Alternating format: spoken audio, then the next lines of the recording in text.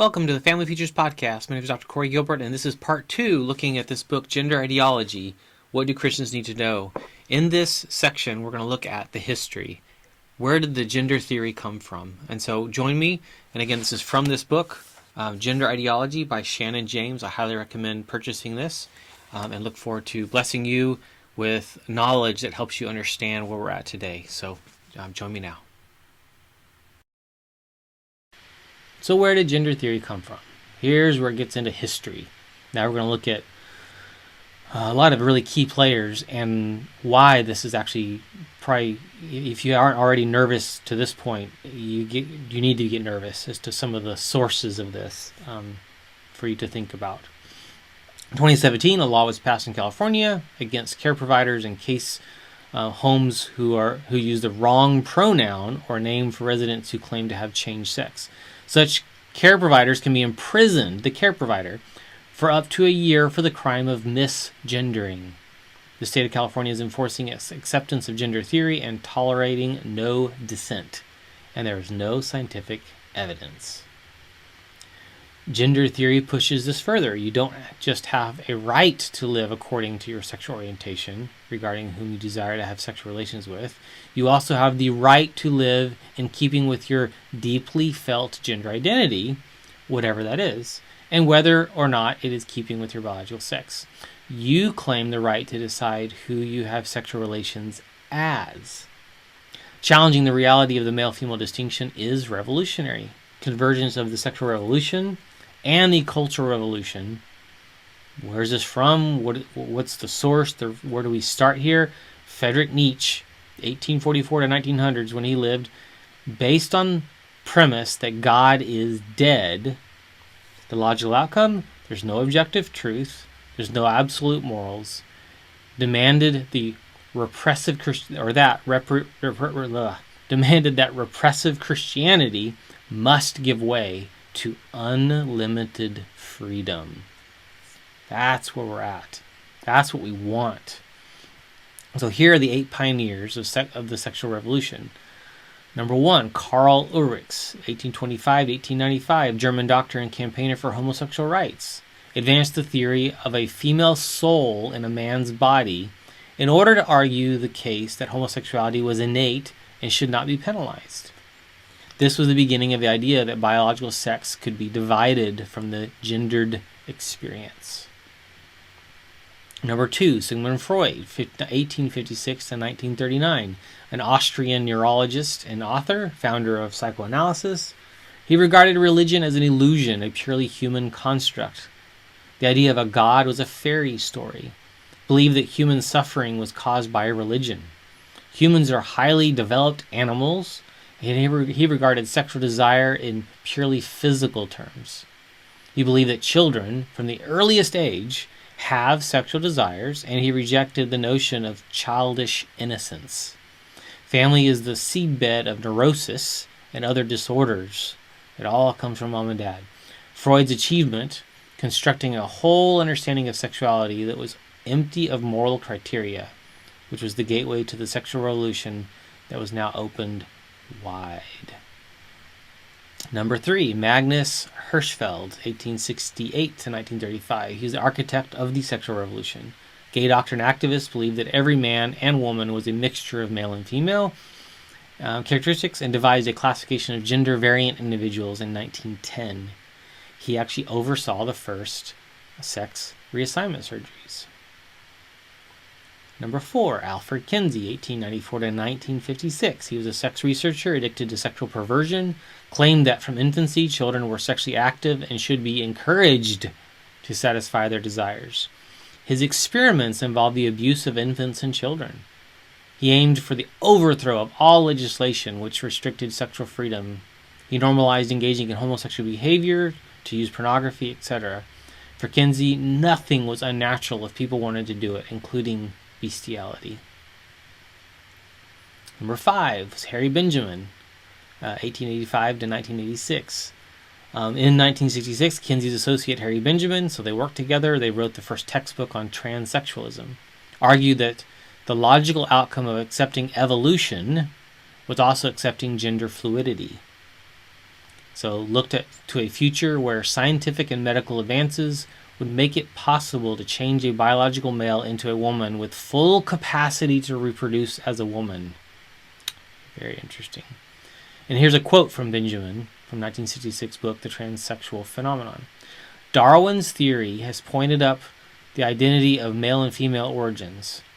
Out of the same basic living molecules, there were evolved different sex patterns, male and female. Thus, the old language of opposite sexes derived from the mythology that God, male, created male and female as absolutely separate creatures has been modified by modern biology. Out of the same molecules, the chemist can produce estrogens and androgens. Out of the same nucleic acids, the chromosomes that make a man or a woman are evolved. Medical arts can bring about the dramatic womanization of a man or manization of a woman. The progress of medical science and technology, I believe, will eventually make it possible to change a normal man into a normal woman with the capacity to become a reproducing other. 1966. Just hasn't happened. Benjamin pioneered the idea that if someone was convinced they were living in the wrong body, then the body should be fixed to fit with what their mind says, rather than attempting to change their mind to fit the biological facts. Harry Benjamin and Alfred Kinsey are both strong advocates of pedophilia. They have video recordings of them engaging in sexual acts with children as part of their research. They both endorsed a book by friend René Guyon, The Ethics of Sexual Acts, 1948, which also advocated decriminalizing sex with children. Number 6 player here, Wilhelm Reich, 1897 to 1957, an Austrian doctor of medicine and a psychoanalyst, believed that the suffering and cruelty in society were due to the enforcement of Christian morality. That's the problem. Traditional marriage, he argued, wrongly deprived women and children of their sexual rights. Like Freud, he wanted to liberate people from their shame.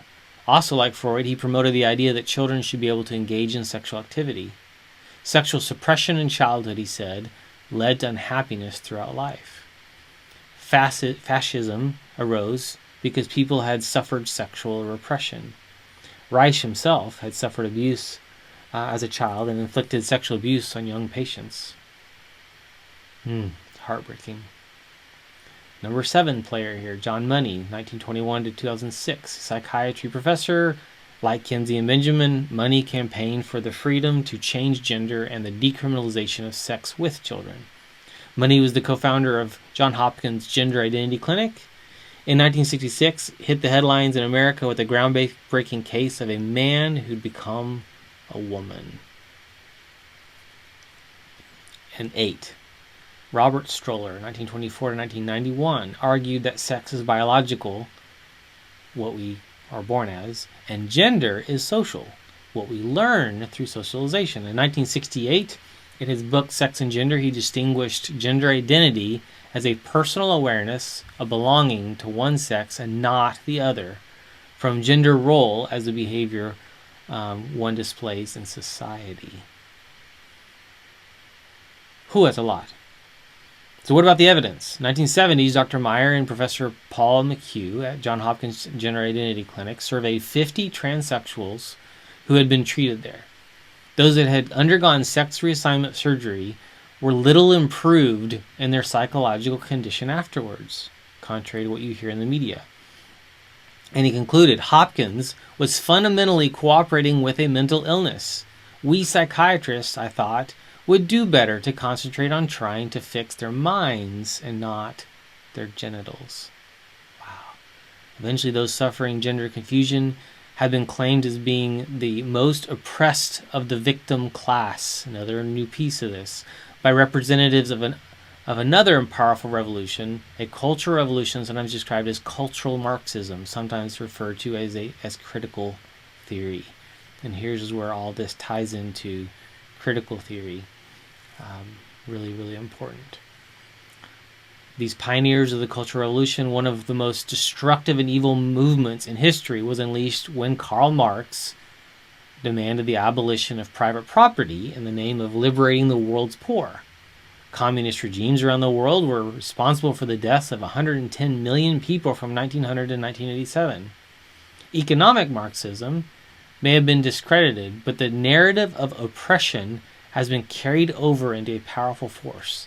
The idea of cultural Marxism, or critical theory, which views all reality through the lens of who holds the power. Critical theory converged with the sexual revolution to produce the current dogma of identity politics, which many of you are probably very familiar with nowadays. Here are some key players in this one. Number one, Anthony Gramsci, 1891-1937, Italian Marxist, distanced himself from aspects of economic Marxism. He maintained that people are to be set free, and the instruments of oppression are institutions like the family and the church. That's the problem. His theory of cultural hegemony describes how the state and the ruling capitalist class holds power. The Greek word hegemon means ruler. The ruling class keeps power by enforcing values and norms, such as traditional morality. Those values and norms, such as those promoted by Christianity, must be overthrown. But you don't frighten people by calling this process neo-Marxism. You use the language of equality and freedom. Get a hold of the language. Critical, and it was done. It has been done. Number two player here, Herbert Marcuse, 1898-1979, philosopher and sociologist associated with the Frankfurt School, a Marxist study center founded in 1923, which sought to destabilize capitalist societies by means of critical theory. The long march through key institutions, including educational, media, corporate, and religious bodies, would commence. The goal here, infiltrating them with persistent challenges to all conventional values. Any who questioned this could be smeared with labels of bourgeois, superstitious, authoritarian, or fascist. And Christians, of course, were labeled all of the above. In 1955, Marcuse shot to international fame with the publication of Eros and Civilization. Here he brought together the idea of Marx and Freud in order to demand a non-repressive society, as in a society liberated from traditional moral norms. Freud had described what he regarded as being the sexual desires of infants as being as undifferentiated, so focused on any part of the body, and likely to be bisexual or incestuous. He had called this polymorphous perversity. Later on, the child's raw desire would be constrained by education into social norms, liberating adults back into that joyous freedom of polymorphous perversity. Through our restraints, any behavior is acceptable. Marcuse argued that in a free society, tolerance of different lifestyles would be exposed for what it really is, a pseudo-tolerance which assumed the repressive superstructures of traditional norms. He called this repressive tolerance and said it must not be tolerated. So the new tolerance could justify eliminating the old tolerance. This is the pretext by which you can get rid of any who still believe in absolute moral standards. This is a justification for censoring those who advocate such repressive ideas as marital fidelity or heteronormativity or childhood innocence. The flip side of complete freedom is murderous intolerance. Herbert Marcuse has been described as the father of the New Left and of the student protest movements of the 60s. His last and destructive legacy was the unraveling of any confidence in truth. The goal was to persuade a gullible population of students that words don't actually mean anything. They are just tools to achieve what the writer or speaker wants. This was the project of deconstruction, aka the project of cultural subversion. It is most often referred to today as a critical theory. Interesting, isn't it? So now we have the advent of identity politics. Once you've established truth, you are left in a society where value and worth are assigned to people on the basis of their place in a hierarchy of power. Those at the top of the hierarchy are the privileged oppressors, such as white, educated, cisgender, able-bodied males. Those at the bottom are the oppressed victims, such as people of color, disabled, trans, and uneducated people. Welcome to the brave new world of identity politics.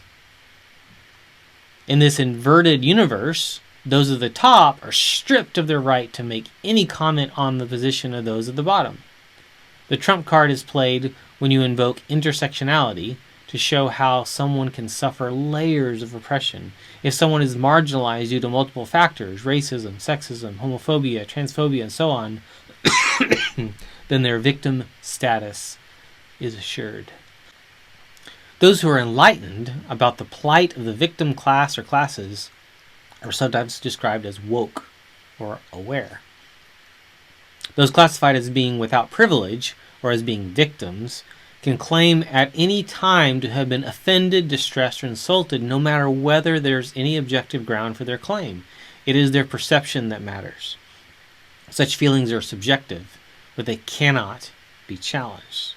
Someone might claim offense from hearing a sermon, distress from reading a Bible text, insult from receiving an invitation into a carol service. They can demand that a visiting lecturer be banned from a campus or that a university group be disaffiliated. Trauma might be triggered if they hear any expression of a different view from their own. The triumph of identity politics is why people suffering gender confusion are often presented as the heroes of our time today. In 2014, the celebrated star of the Netflix drama Orange is the New Black, Laverne Cox, appeared on the front page of Time magazine in his chosen female identity. Cox was born a boy. Time had only admiration and praise for this person's courageous and heroic journey to live out his real identity.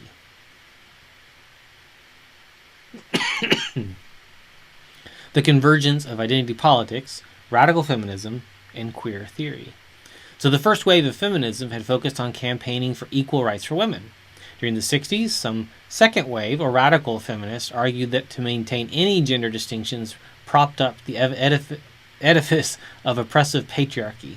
So some said to affirm any essential differences between the sexes was the heresy of essentialism. Judith Lorber, a radical feminist, wrote this: "When we no longer ask boy or girl in order to start gendering an infant, when the information is as irrelevant as the color of a child's eyes, only then will men and women be socially interchangeable and really equal. And when that happens, there will no longer be any need for gender at all." At the same time, those campaigning for gay rights asserted that the assumption that heterosexuality is normal is hateful, and asserted the belief that heterosexual marriage is foundational to society's stability is oppressive. The theory underpinning this became known as queer theory. The term for deliberately provocative, seeking to gain attention. The aim was to challenge the belief that man-woman sexual relations are normal. Such a belief was labeled heteronormativity and was regarded as hateful. The alliance of cultural Marxism, or critical theory, with queer theory resulted in sexual minorities being regarded as being the most victimized of the victim classes. Their claim could not be denied. Any criticism was automatically classified as coming from a position of privilege and was therefore seen as being able to be automatically discounted. Judith Butler, author of The Gender Trouble, Feminism and the Subversion of Identity, 1990, argued that the binary framework for both sex and gender is just a fiction, made up by the oppressive class of heterosexual males in order to maintain their advantage. She advanced the idea that being a man or a woman is not something that we are, but that rather it is something we do, a performance. Someone with a female body may perform socially as a male, and in that case the word man can be used to signify a female body. One can see why she called this the subversion of identity. Butler and others argued that not only is gender a social construct, sexual differentiation itself need not be fixed. If our sexual orientation, who we are attracted to, is fluid, i.e. whether we are sexually attracted to those of our own sex or to those of the opposite sex, why not our sexual identity, who we see ourselves as being as well? During the 80s and 90s, a new collective identity emerged. So, what is it? LGBT, lesbian, gay, bisexual, transgender people. In time, more letters would be added, so as to include those identifying as queer, or even questioning at times that Q, intersex people, the I, and those who claim to be asexual, so attracted to neither male or female, the A, and then anyone else, plus. The acronym now looks like the LGBTQIA+.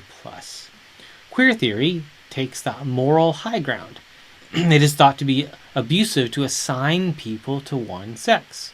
It is thought to be hateful not to allow people to choose or recognize their own unique identity. Most people would not be interested in queer theory, but the notion of gender fluidity has permeated our culture with astonishing speed. So to challenge it is often regarded as being bigoted. But now we have a threat to freedom. Insisting on the legal right to live in any gender identity means that someone's personal feelings must be respected, even when those feelings contradict biological fact. They can demand that you call them by a name or in pronouns that contradict physical reality. That's why the state of California decided to penalize care providers who refuse to address people in care homes by their preferred names and pronouns. That's a reason why an elite women's college in America, Wellesley College, introduced a new admissions policy. So it's a women's-only college. They will admit biological men who claim to be women. They will not admit biological women who claim to be men. The assumption behind the admission policy? Well, gender is all in the mind. We can determine, or we can define ourselves. The claim to be able to define ourselves is the logical outworking of the hyper-individualism of Western societies. Each individual is to be free and self-determining, not constrained by social expectations regarding gender. Despite a lack of scientific grounding, gender theory has become mainstream. For many of you, it's what you believe. You haven't known much else, and I hope this helps deconstruct some of that. It is being integrated into the legal and educational systems in a number of countries, and in some countries, there are laws to silence any opposition to this theory. In Canada, Bill C-16 became law in June 2017. It adds gender identity and gender expression to the list of prohibited grounds of discrimination. That means that any questioning of a person's claims to identify as the opposite sex can be classed as hate speech. Penalties can be exacted from any who misgender others or who refuse to use gender-neutral pronouns. This poses an unprecedented challenge to freedom of speech and expression. It places subjective feelings over scientific fact. The passing of this bill, C-16, was firmly opposed by academic Dr. Jordan Peterson of Toronto University. He believes that the bill enforced linguistic untruth. Peterson argues that terms like gender identity are the propositions of radical social constructionists and are being used to bully opponents into submission. He sees with moral clarity the threat cultural Marxism or critical theory and gender theory pose to human freedom.